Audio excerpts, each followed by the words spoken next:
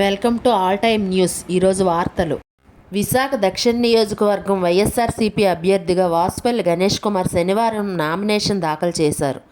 YCP నేతలు తైనాల విజయకుమార్, ద్రోణంరాజు శ్రీవత్సవ్తో కలిసి వెళ్లి టర్నల్ చౌట్రీ తహసీల్దార్ కార్యాలయంలో నామినేషన్ పత్రాలను ఎన్నికల అధికారులకు సమర్పించారు. అంతకుముందు వాసుపల్లి గణేష్ కుమార్ నామినేషన్ పత్రాలను కనకమహాలక్ష్మి అమ్మవారి వద్ద ఉంచి పూజలు చేశారు.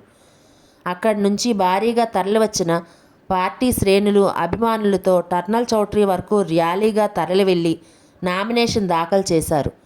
మార్గమధ్యలో పూర్ణ మార్కెట్ దుర్గాలమ్మ అమ్మవారిని వాసుపల్లి గణేష్ కుమార్ దర్శించుకున్నారు.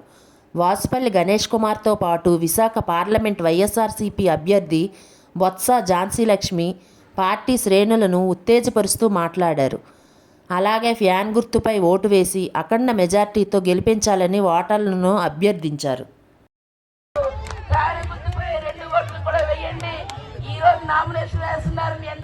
అభిమానంతో ఆశీస్సులతో మీ అభిమానాన్ని అసెంబ్లీగా గల్లాన్ని వినిపించాలి.